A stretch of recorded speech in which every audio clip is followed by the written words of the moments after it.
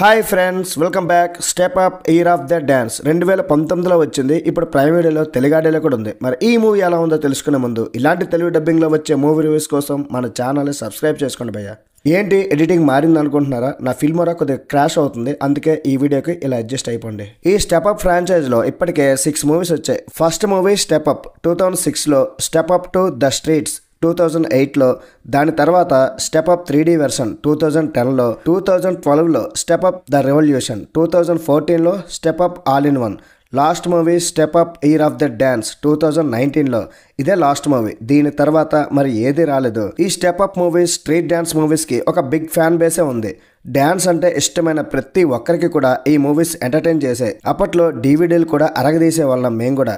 అయితే ఈ ఫైనల్ మూవీని చైనీస్ వెర్షన్లో తీసుకొచ్చారు. అంటే ఇది Chinese step up. Run time just 1 hour 30 minutes మాత్రమే ఉంది. మీ ఫ్యామిలీతో కలిసి కూడా ఈ మూవీని చూసేయచ్చు. మసాలా సీన్స్ అనేవి ఎక్కడా ఉండవు. మరి ఈ మూవీ ఎలా ఉంది, ప్లస్లు ఏంటి, మైనస్లు ఏంటి, ఇవన్నీ తెలుసుకుందాం. అంతకన్నా ముందు ప్లాట్ ఏంటంటే, ప్లాట్ ఏముంది, కొంతమంది యంగ్స్టర్స్, డిఫరెంట్ సోషల్ క్లాసెస్ ఉన్నవారు, వీళ్ళందరూ కలిసి చైనా బీజింగ్లో బెస్ట్ డ్యాన్స్ కాంపిటీషన్ని గెలిచారా లేదా అనేది ఈ మూవీలో చూడొచ్చు. ఈరోజు ఆల్రెడీ నేను మార్నింగ్ ఒక చైనా మూవీ రివ్యూ ఇచ్చా, డీప్ సీ మ్యూటెంట్ స్నేక్. అది కూడా చైనా పీసే. ఈ స్టెప్ అప్ కూడా చైనీస్ వెర్షన్, చైనా పీసే.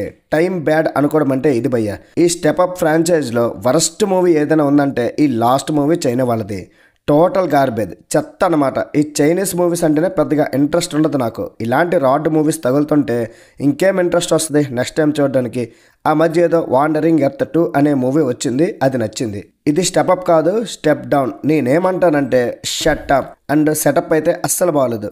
1 కాదు 2 కాదు, మూవీ మొత్తం బొక్కలే. డ్యాన్స్ గురించి తక్కువ చేసి మాట్లాడట్లే. అది ఒక కళ, దానిని మనం కించపరచకూడదు. ఒక్కో కంట్రీకి ఒక్కో డ్యాన్స్ మూమెంట్స్ ఉంటాయి. 1.5 hour ఉన్న మూవీని కూడా కంప్లీట్ చేయడానికి చిరాకేసింది. చాలా హడావిడిగా ఉంటుంది మొత్తం అంతా. మధ్యలో డ్యాన్స్ మూమెంట్స్ వస్తుంటాయి, కానీ అవేవి కూడా గుర్తు పెట్టుకునేలా, వావ్ అనిపించేలా ఏమీ లేవు. స్టోరీని, స్క్రిప్ట్ని పూర్తిగా పక్కన పెట్టేశారు.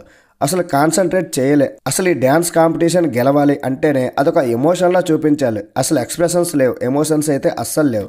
ఒక క్యారెక్టర్ డెవలప్మెంట్ లేదు, ట్విస్టులు లేవు, యాక్టింగ్ అయితే కనబడదు. మరి ఇలాంటి మూవీని ఇప్పుడు తీసుకొచ్చి తెలుగులో డబ్ చేసి ఎందుకు, ఎవరు చూస్తాడని. టెక్నికల్గా మూవీ అయితే పర్లేదు. సినిమాటోగ్రఫీ, మ్యూజిక్, పర్టికులర్లీ డ్యాన్స్ సీక్వెన్సెస్లో బాగుంది. ఈ స్టెప్ అప్ చైనీస్ వెర్షన్ పాత స్టెప్ అప్ మూవీస్ పేరునైతే చెడగొట్టింది. అందుకేనేమో దీని తర్వాత ఇంకొక మూవీ కూడా రాలే. మళ్ళీ ఎవరు కూడా ఆ ధైర్యం చేయలే. మరి ఈ మూవీకి నేను ఇచ్చే రేటింగ్ ఎంతంటే 1.5 out of 5. That's it guys. ఇలాంటి మరిన్ని వీడియోస్ కోసం మన ఛానల్ని సబ్స్క్రైబ్ చేసుకొని నెక్స్ట్ వీడియోలో మళ్ళీ కలుద్దాం. లైక్ చేయడం, కామెంట్ చేయడం, షేర్ చేయడం అస్సలు మర్చిపోకండి. బై బాయ్, జై హింద్.